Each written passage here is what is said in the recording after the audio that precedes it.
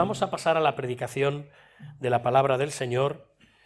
Como hemos leído en la lectura congregacional, el sermón va a estar basado en Mateo 28, versículos del 1 al 10. Ya lo ha leído nuestro hermano Claudio, pero dejemos el pasaje abierto porque volveremos al pasaje, ¿de acuerdo? Así que tengamos este pasaje abierto, pongamos el punto del libro, por si queremos por comodidad cerrar la Biblia. Hoy es lo que se suele llamar, a lo largo de toda la cristiandad, el Domingo de Resurrección. Es algo que conmemoramos o que conmemoran tanto aquellos que pertenecen a una tradición cristiana católica ortodoxa, como también los protestantes, en el tiempo que llamamos la Pascua. ¿Bien? Por lo tanto, los cristianos dan importancia a la resurrección.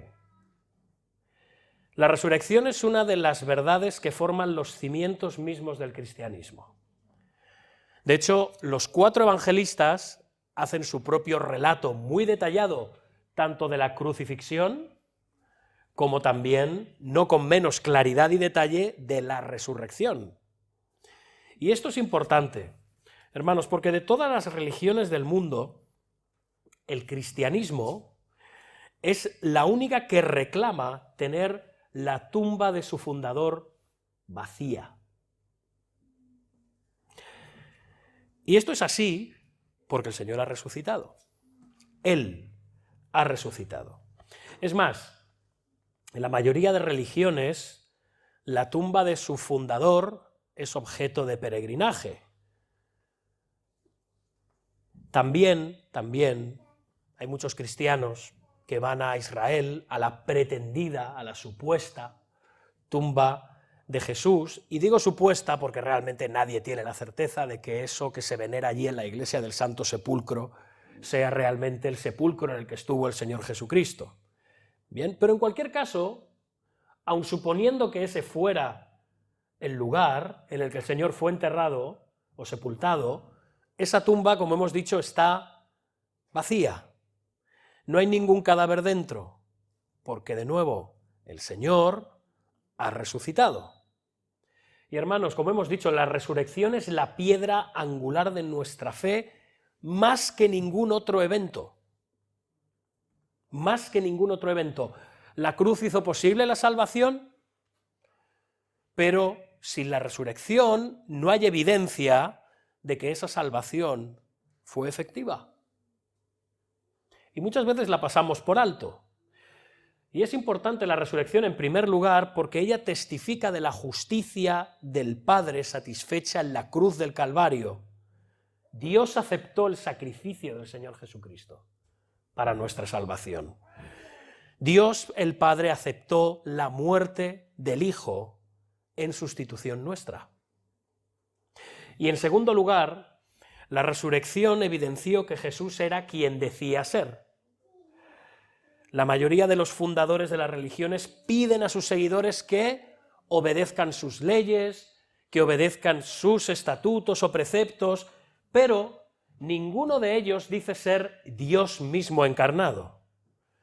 Jesucristo afirmaba ser Dios mismo encarnado. En una ocasión él llegó a decir, en cuanto a su vida, ¿recordáis? En Juan 10, nadie me la quita, sino que yo de mí mismo la pongo. Tengo poder para ponerla y tengo poder para volverla a tomar. Si eso no era cierto, si estas palabras de Jesús no eran ciertas, solo había 2 opciones. O era un mentiroso, o era un iluminado, un loco. Pero no. Jesús ha resucitado. Ha resucitado y quedó demostrada que Él era quien decía ser, la segunda persona de la Trinidad. Dios mismo hecho hombre. El Hijo de Dios encarnado, quien murió y resucitó para salvarnos de nuestros pecados, y su tumba, precisamente por eso, está vacía. El cristianismo verdadero no ha de tener lugares de peregrinación. Eso se lo dejamos a otras religiones, como puede ser el budismo, como puede ser el catolicismo romano, como puede ser el islam, como puede ser los seguidores de Elvis Presley, que van a Graceland, allí a la tumba de San Elvis. Pero, de nuevo, si el cristianismo aún así tuviese reliquias, si el cristianismo verdadero aún así tuviese que tener lugares de peregrinación, la tumba de Jesús sería el último lugar al que habría que ir de nuevo, porque la tumba está vacía. Está vacía, no hay restos mortales que venerar. Esas son las reliquias, al fin y al cabo. Y de nuevo, muchos van a Belén, a la iglesia de la Natividad, o veneran fragmentos de la llamada Veracruz. Hay quien ha dicho que con todos los fragmentos de la Veracruz que hay repartidos por el mundo se podría construir el Arca de Noé. Unos van a la iglesia del Santo Sepulcro, como decíamos antes, en Jerusalén, pero hermanos, para nosotros, los cristianos verdaderos, el pesebre en el que nació Jesús está vacío. Para nosotros, la cruz en la que fue sacrificado el Señor está vacía. Para nosotros, el sepulcro en el que fue sepultado el Señor Jesús está vacío. El trono está ocupado. Porque Cristo ha resucitado. Así que, hermanos, ahora, precisamente por esto, porque Él ha resucitado, porque ocupa el trono y porque toda autoridad, toda potestad le ha sido dada en los cielos y en la tierra, ahora podemos adorar a Dios en cualquier lugar del mundo, en espíritu y en verdad. En cualquier lugar. No debe sorprendernos que se le dé tanta importancia a la resurrección. Hermanos, tiene mucha importancia la resurrección de nuestro Señor. De hecho, la resurrección es el sello, es la piedra angular de la gran obra redentora que Dios vino a hacer por medio de su Hijo Jesucristo. La resurrección es la prueba definitiva de que Cristo ha pagado la deuda. Una deuda que Él se comprometió a pagar por todos nosotros. Cristo ha ganado la batalla. Cristo ha vencido. Cristo vino a librarnos del infierno y ahora nuestro Padre Celestial ha aceptado ese sacrificio y Él es nuestro fiador y Él es nuestro sustituto, Él es nuestro Salvador, Él es nuestro Redentor y la resurrección es sello perfecto de esa verdad. Si Cristo no hubiese salido nunca de la prisión, que era la tumba en la que estaba, ¿cómo habríamos podido estar seguros de que nuestra salvación había tenido lugar? Como dijo el apóstol Pablo, ¿recordáis? En 1 Corintios 15, si Cristo nos resucitó, nuestra fe es vana. ¿Aún estáis en vuestros pecados? Algunos pueden decir, bueno, no importa si la resurrección es verdadera, no importa, lo que importa es el significado espiritual, como dicen muchos, o como dicen incluso algunos ya dentro del propio catolicismo. Es admirable. El catolicismo, que celebra la Semana Santa con veneración, ya tiene muchos maestros dentro de la Iglesia, muchos sacerdotes que hoy a lo mejor haciendo un sermón acerca del Domingo de Resurrección van a decir la barbaridad de que lo que importa no es si resucitó o no. Lo que importa es su significado espiritual para nosotros. Pero hermanos, no. El apóstol Pablo nos dice que si esto no es un evento real, si esto no es un evento histórico, los cristianos somos, ¿recordáis sus palabras?, los más dignos de lástima. Nuestra fe es una fe penosa, lamentable. ¿Por qué? Porque estamos siguiendo algo que no sabemos si es cierto. Estamos siguiendo algo que no sabemos si es real. Es una fábula, es algo vacío, es algo sin sentido o algo a lo que nosotros le damos el sentido que le queremos dar. No, el Señor ha resucitado, Cristo resucitó. De hecho, si no, dice Pablo más tarde que si Él no resucitó, vaya palabritas, ¿no? Comamos y bebamos, porque mañana moriremos. Está diciendo que podemos tener una vida totalmente entregada a los placeres y a ignorar completamente la obra de Dios porque, ¿qué más da? ¿Para qué? No, hermanos, la obra de Cristo está incompleta sin su resurrección, porque de nuevo es el sello de parte de Dios de que la muerte de Cristo fue aceptada. Si Cristo no hubiera salido vencedor de este enfrentamiento con el último enemigo, la muerte, ¿cómo habríamos de nuevo podido tener la seguridad de que Él ha derrotado a la muerte? A aquel, incluso a aquel, que tenía el imperio de la muerte, esto es, el diablo. ¿Cómo podemos saberlo? Pero gracias a Dios no se nos deja con esa duda. El Señor Jesús fue, como dice Pablo, realmente resucitado para nuestra justificación.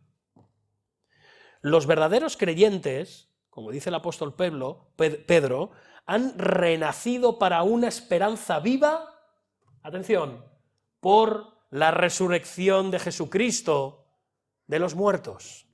Y vuelve a decir Pablo que los creyentes podemos decir sin temor, ¿quién es el que condenará? Cristo es el que murió, más aún, el que también resucitó. Así que el Señor ha resucitado. Y por eso estamos aquí hoy. Siempre se ha dicho que hay una manera de destruir el cristianismo, una supuesta manera de destruir el cristianismo, y esa es demostrando que Jesús no resucitó.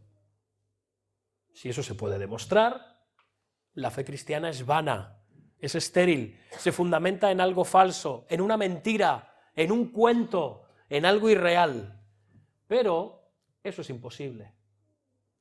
Eso es imposible. Hay personas, de hecho, que se han dedicado a estudiar, unas con mala intención, otras de manera sincera, la resurrección de Jesús, y muchos de ellos con la intención de demostrar que Él no resucitó. ¿Para qué? Para destruir el cristianismo. En algunos casos para hacer daño a los cristianos, en otros casos con la supuesta intención de liberarles. Hay que liberar a estos cristianos que viven engañados, que viven en una fábula, que viven en una irrealidad, en una ensoñación. Vamos a echarles una mano a estos cristianos. Vamos a demostrar que el fundamento de su fe, la resurrección de Jesucristo, es vana. Pero no hay una sola persona que haya podido hacerlo. No hay una sola persona que haya podido demostrarlo. Pero lo más paradójico, además, es que muchas de estas personas han acabado, por medio de su estudio de la resurrección o la no resurrección de Jesús, abrazando el cristianismo. Porque han llegado a la convicción de que efectivamente Jesús ha resucitado. Porque hay una abrumadora cantidad de pruebas. Tenemos, por ejemplo, a Frank Morrison, o al más conocido, a Lee Strobel, el escritor del libro El caso de Cristo. Si no lo habéis leído, os animo a que lo hagáis. De hecho, si un ateo o un escéptico lee los evangelios simplemente como documentos históricos y nada más, como simples documentos históricos, sí, ya sabemos que es algo más. Los cristianos sabemos que son palabra de Dios, pero suponiendo que un ateo, un escéptico leyera los evangelios como documentos históricos, esa persona va a sentirse confrontada, si es sincera, si es honesta. Porque es imposible leer los evangelios y no llegar a la conclusión de que son relatos reales, escritos por testigos oculares. Entre otras cosas por lo siguiente, hermanos, amigos, estáis aquí sin Cristo hoy, niños que todavía no habéis hecho vuestra profesión de fe. Es imposible haberse inventado una historia como aquella. Es imposible por el carácter de los hombres que escribieron los evangelios. Es imposible que personas como ellos se inventaran una fábula de tal magnitud.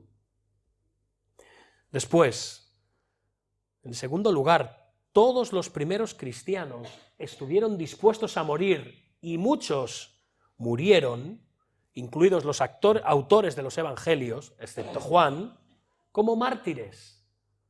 Y estuvieron dispuestos a morir como mártires porque ellos fueron testigos de que Jesús murió, sufrió y resucitó. Y luego, por la coherencia interna de estos documentos, son historias coherentes, son historias veraces, son historias desprovistas de todo artificio, de toda fábula, de toda escapatoria, de toda coartada. Es un hilo que puede seguirse del principio al final sin un solo cabo suelto. Por lo tanto, solamente por esto, el relato de la resurrección que vemos en los 4 evangelios es fidedigno. Esto ya debería de ser suficiente evidencia a favor de la resurrección.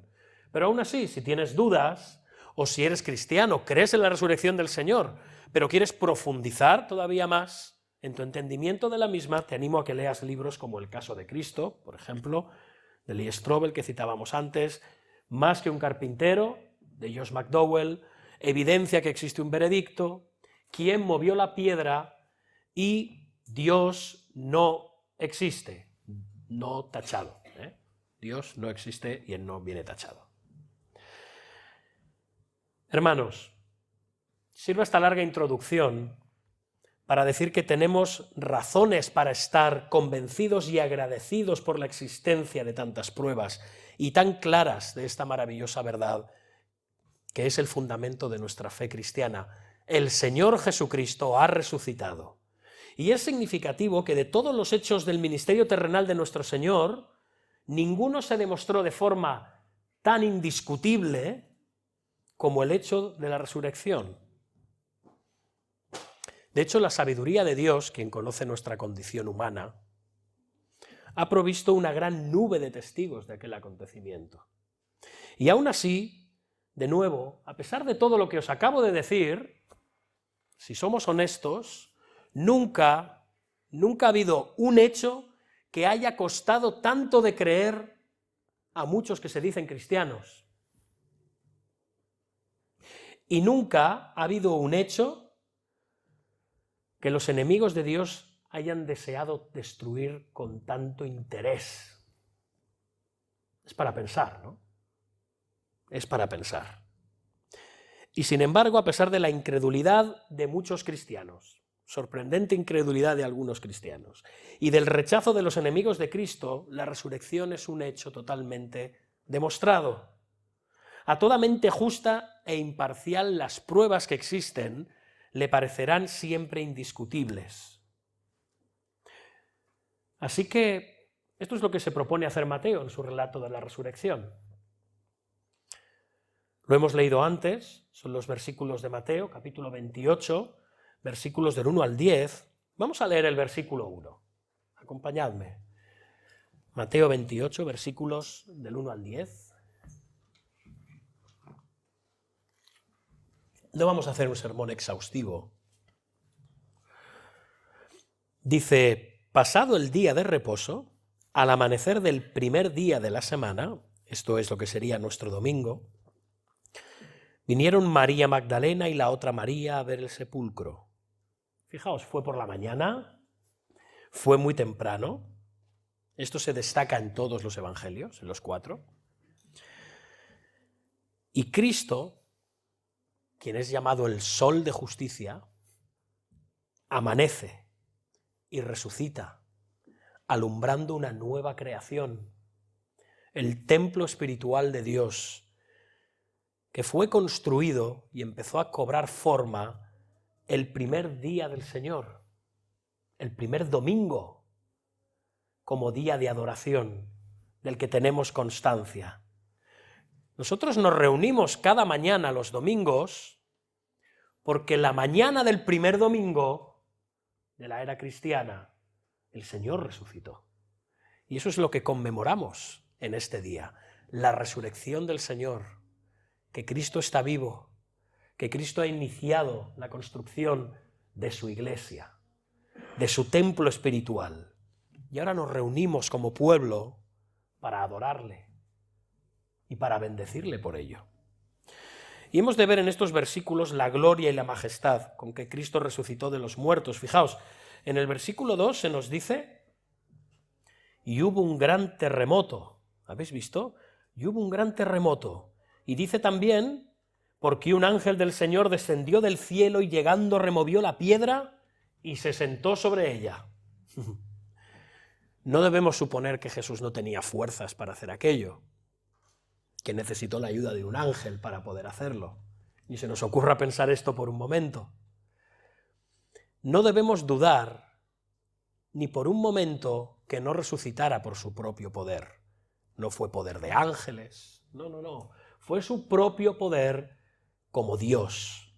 Pero a Dios le agradó que la resurrección de su Hijo fuese acompañada de señales y de prodigios, como el hecho glorioso y que servía como sello y piedra fundacional de la Iglesia cristiana. A Dios le pareció oportuno que la tierra temblara y que un ángel glorioso apareciera cuando el Hijo de Dios se levantó de los muertos como un gran conquistador, conquistador sobre la muerte, conquistador y vencedor sobre el pecado y sobre Satanás y sobre este mundo caído.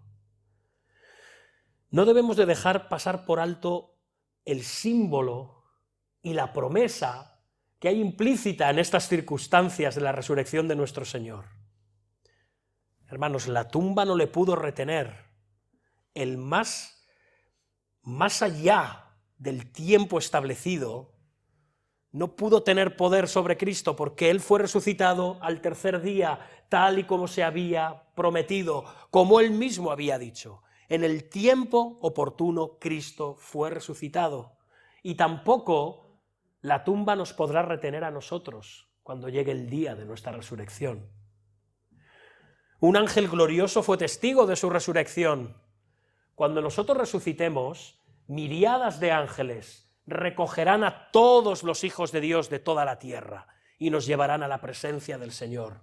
El Señor Jesucristo resucitó con un cuerpo renovado y glorioso, pero real y auténtico. Y también nosotros resucitaremos con un cuerpo real, auténtico, físico, pero también glorioso. Resucitaremos en gloria. Seremos como Cristo, como aquel que es nuestra cabeza. Como dice Primera de Juan 3, cuando Él se manifieste, seremos semejantes a Él. Debemos de consolarnos y alegrarnos con esta bendita esperanza que nos ofrece la resurrección de Jesús. De hecho, a nosotros, como pueblo de Dios, muchas veces nos toca sufrir, muchas veces nos toca penar, hay pruebas, hay aflicciones, hay persecuciones, hay enfermedades, y nuestro pobre tabernáculo terrenal se daña, se desgasta, muchas veces a causa de eso, de la enfermedad, de la debilidad y el dolor, pero aún está por llegar nuestra buena hora. Yo no sé si eres muy amigo de ir al gimnasio, de cuidarte con las dietas, de tener una dieta sana para cuidar tu cuerpo. Haces bien, está bien, cuídate, no hay ningún problema.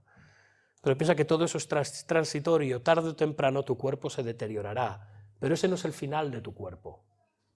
Las buenas noticias para tu cuerpo todavía están por llegar, y llegarán en el momento de la resurrección del Señor Jesucristo. Perdón, de la venida del Señor Jesucristo y nuestra resurrección, cuando Él venga en poder y gran gloria. Hermanos, al final os voy a decir una cosa, cuando nosotros nos muramos y seamos enterrados, donde nos entierren, o qué tipo de funeral tengamos, en realidad son cosas de poca importancia. Nos tiene que dar igual. La gran pregunta que debemos hacernos, hermanos, hermanas, amigos, es ¿cómo será nuestra resurrección? Eso es lo que debe de interesarnos. Ni el día, ni el sitio, ni la forma de nuestra sepultura y funeral, sino cómo será nuestra resurrección. Debemos advertir a continuación el terror que sienten los enemigos de Cristo en el momento de la resurrección del Señor. Fijaos, versículo 4. Bueno, se nos dice que el ángel tenía un aspecto como de relámpago, su vestido era blanco como la nieve, y luego, fijaos, vemos los legionarios, y de miedo de él, el ángel, los guardas temblaron y se quedaron como muertos. pobrecitos. ¿Os imagináis a un legionario romano? Aquellos tipos duros, hombres hechos, curtidos en 100 batallas. Los soldados romanos eran tíos duros, no eran unos flojos.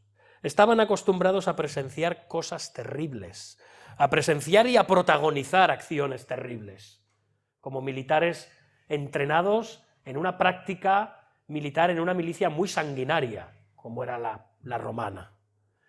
Pero ahora estos hombres ven algo que los reduce a temblores, los derrite completamente, los hace estremecerse. Su valor se diluye como un azucarillo en el café con leche al instante, porque ven delante de ellos a un ángel de Dios.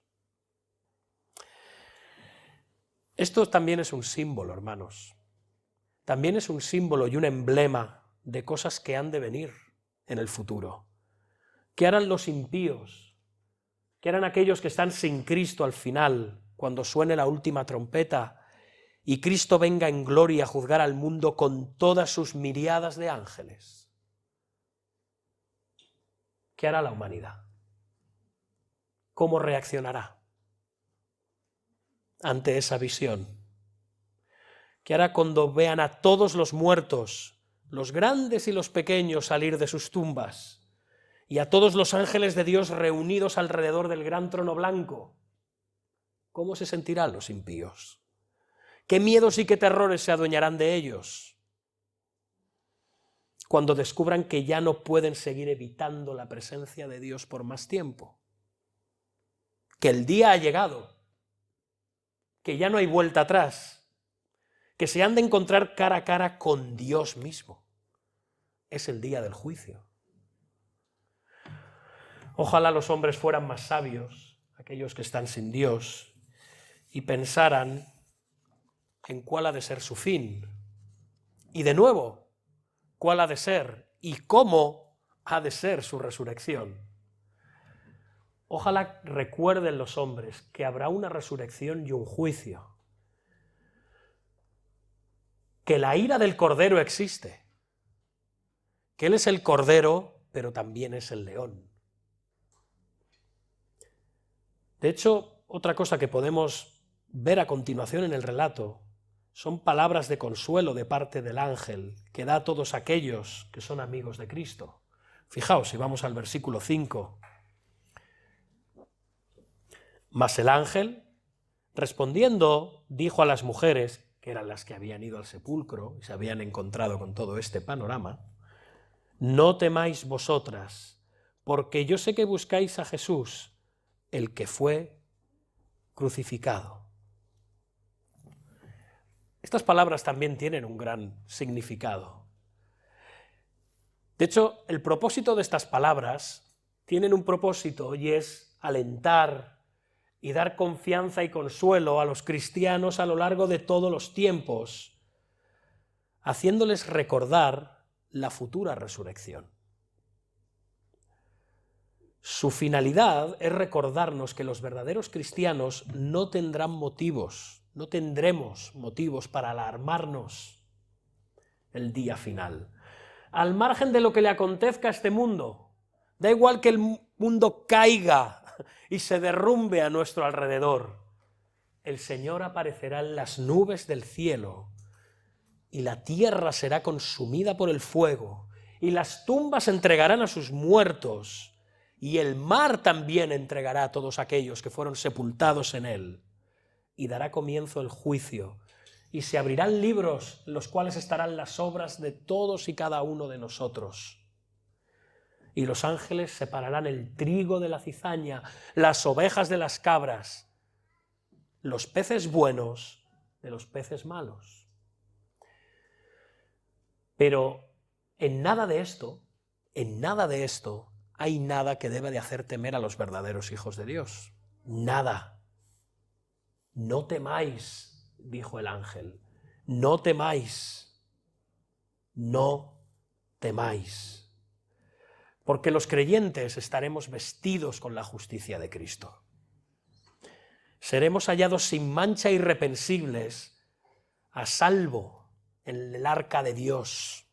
Estará cayendo todo el diluvio de la ira de Dios sobre la tierra, en expresión de su juicio, pero los hijos de Dios podremos decir, no tememos, estamos en el arca de salvación, estamos en Cristo, revestidos de Cristo, cubiertos por la justicia de Cristo.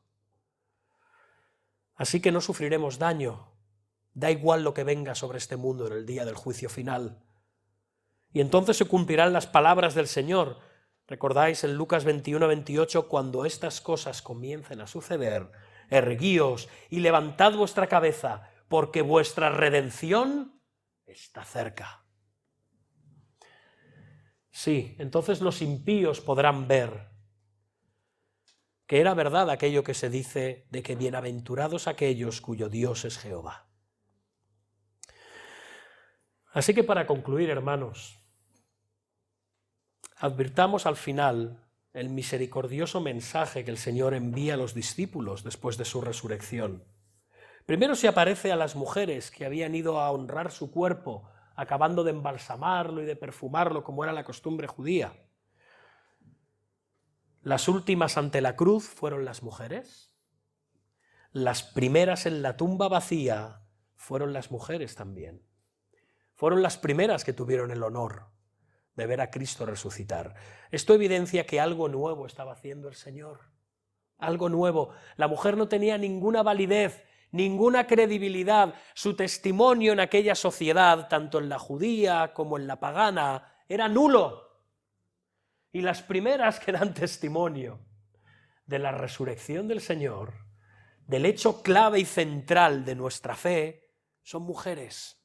¿Por qué? Porque estamos ante una nueva creación, donde no hay ni esclavo ni libre, ni varón ni hembra, ni judío ni griego, sino que todos somos una sola cosa en Cristo Jesús. ¡Qué maravilla! A ellas se les encarga que hagan saber la noticia a los discípulos de que Jesús ha resucitado. Y lo primero en lo que pensó el Señor Jesucristo es en su pequeñito rebaño, temeroso, atemorizado, desperdigado. Fijaos, dice el Señor en el versículo 10. Entonces Jesús les dijo a las mujeres, no temáis, id, dad las nuevas a mis hermanos para que vayan a Galilea y allí me vean. Yo no sé si os habéis dado cuenta en este pasaje, pero hay algo verdaderamente conmovedor en estas palabras. Mis hermanos. Mis hermanos. La verdad es que podríamos estar hablando horas y horas sobre estas dos palabras, mis hermanos. Esto me recuerda a José, cuando después de haber sido abandonado, traicionado y vendido por sus hermanos, que luego se reencuentra con ellos y les dice, yo soy José, vuestro hermano. Aunque habían hecho algo totalmente miserable y deplorable, los hermanos de José, siguen siendo sus hermanos. Los discípulos habían hecho algo totalmente indigno de su profesión de fe. Le habían reconocido como Señor, le habían reconocido como Mesías, y sin embargo le traicionaron, le abandonaron y le negaron en el momento de su apresamiento, juicio y crucifixión. Ni siquiera estaban allí en el momento de acabar de embalsamarle. Se lo habían dejado a las mujeres. ¡Qué valientes! ¡Qué cobardes! ¡Qué cobardes! Era algo lamentable lo que habían hecho. Habían cedido al temor a los hombres. Y Cristo al resucitar lo primero que dice al referirse a ellos es, id a esos cobardes, si los encontráis, no, id a mis hermanos. Él era glorioso en sí mismo, él había vencido a la muerte, había vencido al infierno y a la tumba. Pero aún así, el Hijo de Dios sigue siendo manso y humilde de corazón. Él es Dios glorificado y es manso y humilde de corazón y llama a sus discípulos sus hermanos. Si conocemos la verdadera fe cristiana, hermanos, debemos dejar este pasaje con un sentimiento de consuelo. Veamos en estas palabras de Cristo un mensaje que nos anima a confiar y a no temer. Nuestro Salvador es un Salvador que jamás se olvida de aquellos que componen su pueblo. Son sus hermanos. Da igual las barbaridades que podamos llegar a cometer. Si os ocurre algo más terrible que negar al Señor Jesucristo en sus mismas narices, como hizo el apóstol Pedro, no conozco a ese hombre, empezó a blasfemar delante de él que estaba mirándole por miedo a una sirvienta, a una jovencita. Eso dice el Evangelio, empezó a blasfemar. No hay peor blasfemia que la negación de Cristo en presencia de Cristo. Todo para salvar su miserable pellejo.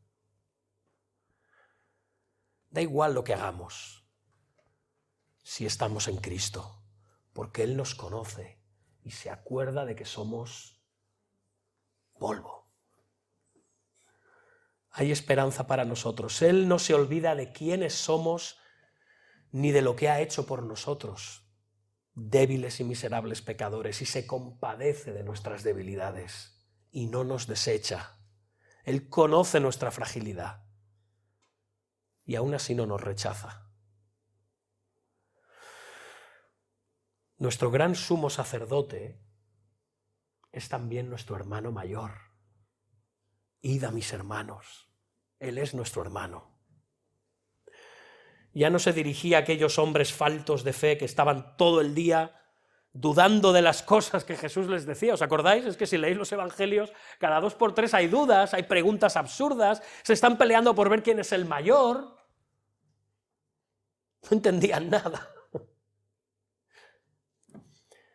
No. Ya no se dirige a esos hombres faltos de fe que estaban todo el día dudando, no. Incluso de su muerte y resurrección dudaban. ¿Recordáis? Él se lo dijo. Se lo dijo. Que iba a ser apresado, que iba a ser juzgado, que lo iban a matar, pero que al tercer día resucitaría. Hasta eso dudaban. Y aún así Él se dirige a ellos como sus hermanos. Eran unos pendencieros, eran carnales, se peleaban por ver quién era el más importante, quién tenía más importancia en el reino del Mesías. Aquellos cobardes que prometieron ser leales a Jesús hasta la muerte le abandonan en Getsemaní. Y también en el Calvario, en el que solo había mujeres. Y el más joven de ellos, porque posiblemente tenía enchufe con la familia del sumo sacerdote, el apóstol Juan. Pero él dio su vida a favor de ellos. El perdónalos porque no saben lo que hacen también iba dirigido a ellos, a sus propios discípulos. A estos hombres ahora Él los llama hermanos. El Señor nos llama a todos nosotros hermanos. Ahora los reconoce como primera vez en las Escrituras como miembros de su familia.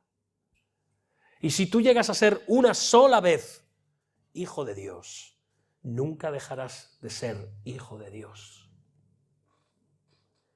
Como tú no puedes deshijarte ni despadrarte de tu padre ni de tu madre, eres miembro de la familia de Dios.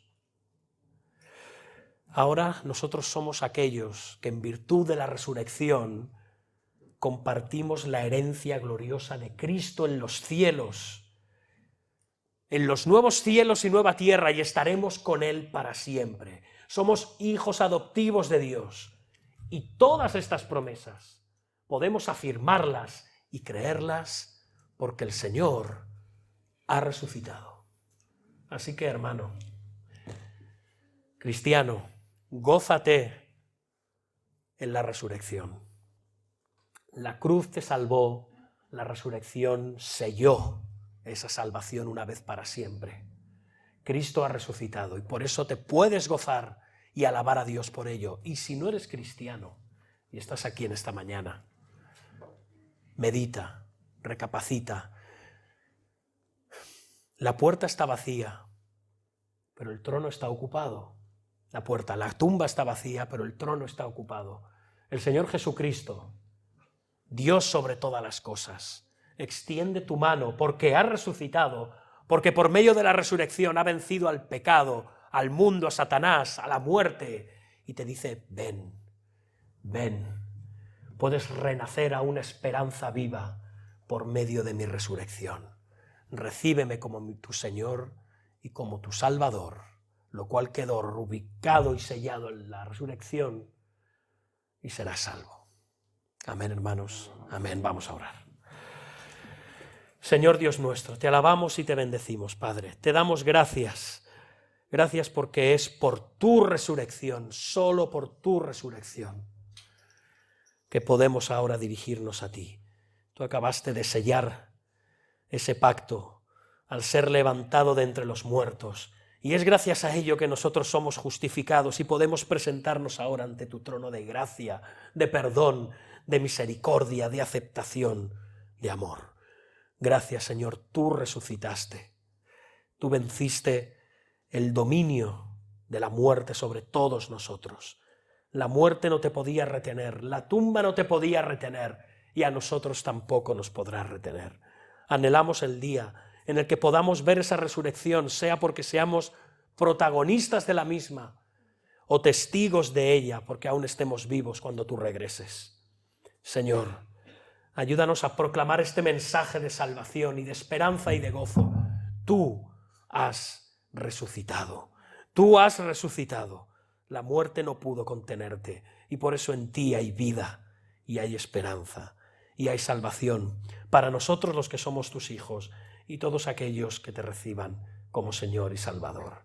Te damos gracias, Señor, y lo hacemos en el nombre de Jesús. Amén.